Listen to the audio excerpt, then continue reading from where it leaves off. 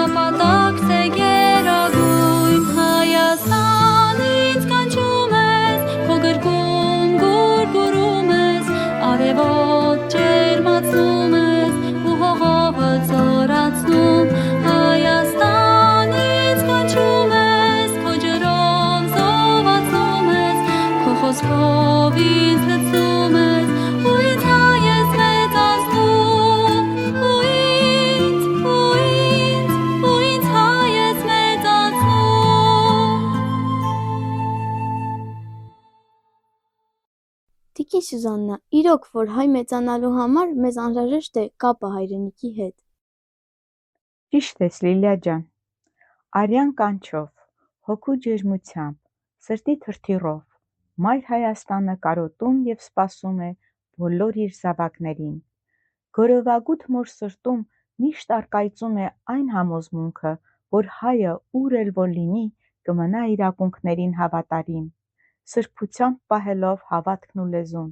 սրտի խորքում միշտ ունենալով հայրենիքի սերը և որպես բազմադարյան հարուստ մշակույթի կրող հեշտությամբ կպահպանի ու կզարգացնի իր մշակույթը։ Հզոր է մեծն Սիլվա Կապուտիկյանի «Խոսքին որդուն» բանաստեղծությունը, ուր նկարագրված է հայոց լեզվի ողջ խորհուրդը և նրա նշանակությունը հատկապես հայապահպանման գործում։ Ուտես որդիս, ուր էլ լինես, այս լուսնի տակ ուր էլ գնաս, թե մորդ անգամ մտքիցդ հանես, քո մայր լեզուն չմոռանաս։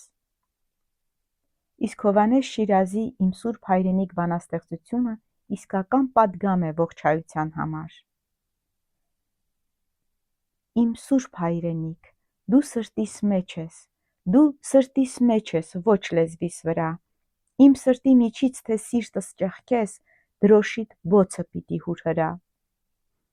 Լիլիա ջան, պատրաստ ես մեր ունկնդիրներին ներկայացնելու Սիլվա Կապուտիկյանին և Հովհաննես Շիրազին։ Այո, մեծ սիրով։ Սիլվա Կապուտիկյանը մեր ազգային պոեզիայի ամենավառ դեմքերից է։ Նա բանաստեղծուհի էր, արձակագիր, հրապարակախոս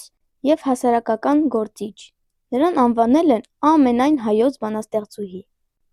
Նրա ստեղծագործությունները թարգմանվել են բազմաթիվ լեզուներով և դրանց հիման վրա գրել են երգեր։ Նա մեծ դեր է ունեցել հայրենիքի սփյուռքի կապերի ամրապնդման գործում։ Կապուտիկյանի ստեղծագործություններից կարող ենք առանձնացնել հետևյալ գործերը. «Մտորումներ ճանապարհի կեսին», «Հող հայրենի», «Խոսք իմ որդուն», «Քարավանները դեռ քայլում են», «Ավելի քան մարդ»։ Սիլվա Կապուտիկյանը նաև հիանալի մանկագիր էր։ «Մուկն ու կատուն» նկարել եմ իրար մոտիկ մի մեծ կատու, մի մուկ պստիկ, վա ինչ սխալ բան եմ արել, որ իրար մոտ եմ նկարել, հանկարծ կատուն վրա կգա, խեղճ մկնիկի սևը կտա, քանի ուշ չէ ջնջեմ խեղճին ու նկարեմ մյուս էջին։ Ուսանողական տարիներին Կապուտիկյանը հանդիպում է Հովհաննես Շիրազին և ամուսնանում։ Այո, հայ գրականության երկու մեծեր չկարողացան միասին երկար ապրել, նրանք բաժանվեցին։ Լսենք Հովհաննես Շիրազի մասին։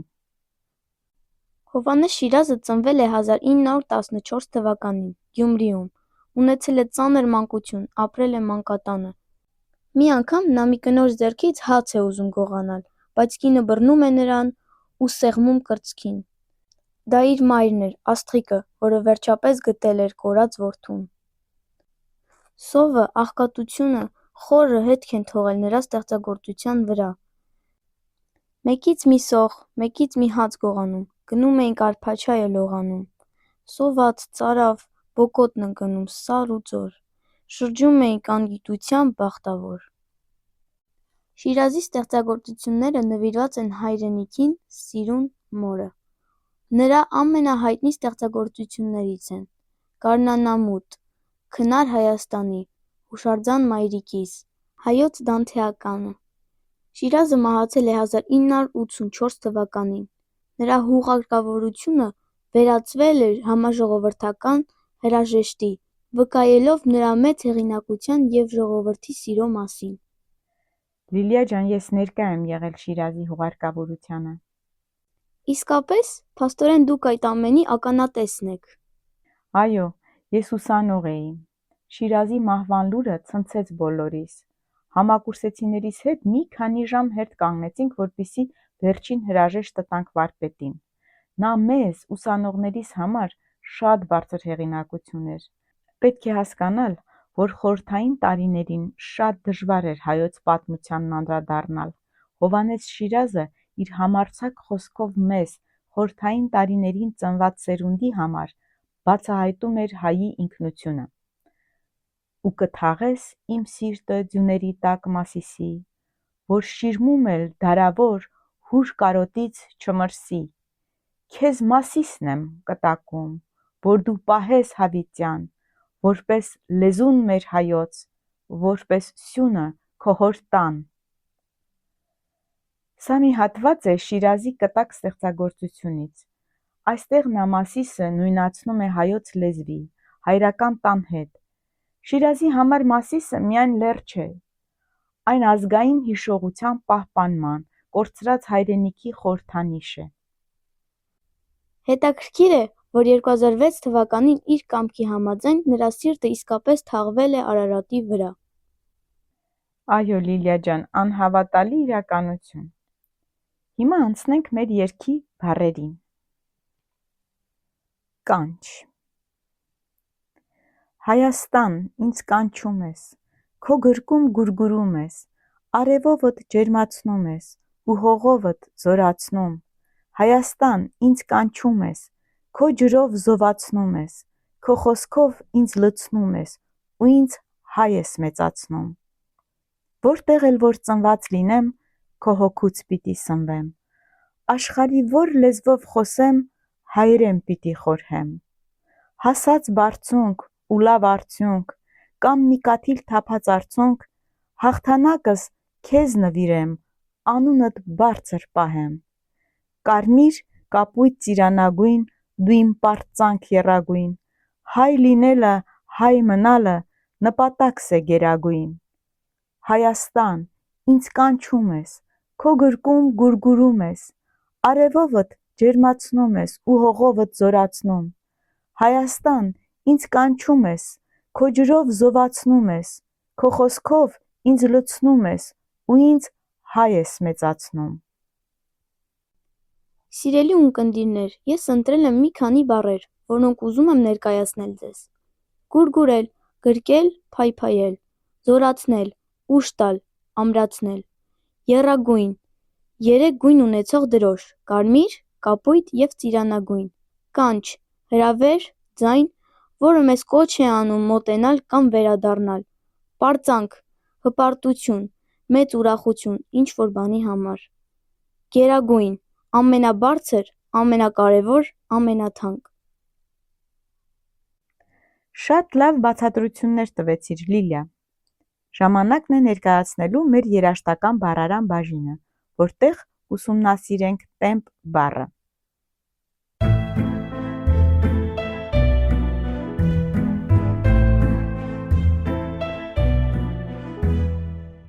Տեմպը ցույց է տալիս երաժշտական ստեղծագործության կատարման արագությունը։ Երբ տեմպը դանդաղ է, երաժշտությունը հնչում է հանգիստ ու մեղմ, իսկ երբ արագ է, աշխույժ։ Երաժշտության մեջ տեմպը նշվում է իտալերեն բառերով, օրինակ largo, շատ դանդաղ, adagio, դանդաղ, allegro, արագ, presto, շատ արագ։ Տեմպը ճիշտ պահելու համար երաժիշտները օգտագործում են մետրոնոմ։ Մետրոնոմը հատուկ սարք է, որը հավասար հարվածներով ցույց է տալիս, թե ինչ արագությամբ պետք է հնչի երաժշտությունը։ Այն չափվում է BPM-ով, այսինքն հարվածների քանակը 1 րոպեում։ Լիլիա ջան, ես կմիացնեմ մետրոնոմը, սկզբից 80, հետո 120 BPM արագությամբ, իսկ դու կերգես Կոմիտասի «Էս առուն ջուր է գալիս» երգը, համաձայն ես։ Շատ լավ։ Էս առուն ջուր է գալիս, մի տեսեք ուր է գալիս, գալիս է Սեհրան է, գալիս է Սեհրան է։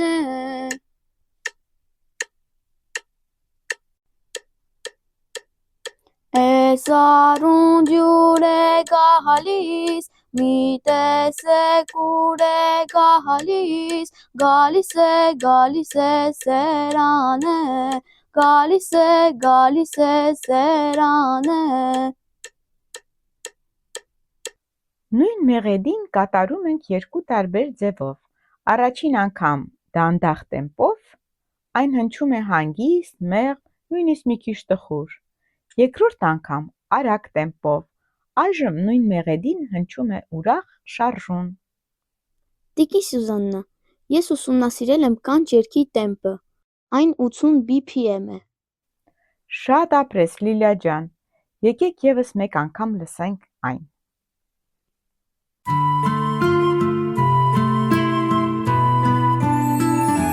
Հայաստան ինձ կանչում ես, քո գրկում գուրգուրում ես, արևով ջերմացնում ես ու հողովդ զորացնում։ Հայաստան ինձ կանչում ես, քո ջրով զովացնում ես, քո խոսքով ինձ լցնում ես ու ինձ հայ ես մեծացնում, որտեղ էլ որ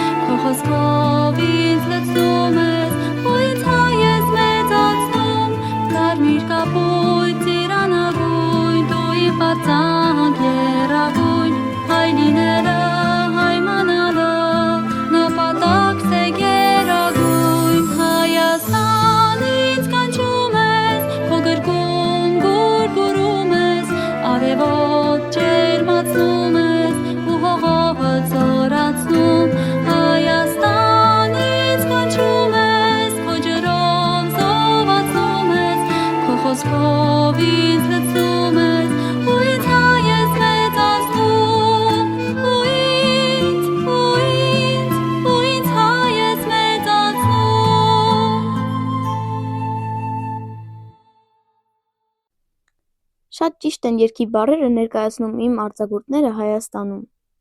Ուրախ եմ, որ կարողացել եմ այս երգի միջոցով իրական զգացմունքներ արթնացնել։ Եկեք ամփոփենք այսօրվա մեր հաղորդումը։ Ներկայացրեցինք հայ գրականության մեծերից Սիլվա Կապուտիկյանին և Հովհաննես Շիրազին, կանչ երգը, սովորեցինք տեմպը երաժշտության մեջ և ուսումնասիրեցինք հայրենի հողի կանչը աշխարհի ծայրերում ապրող հայերի համար։ Ժամանակն է հրաժեշտ տալ մեր ունկնդիրներին։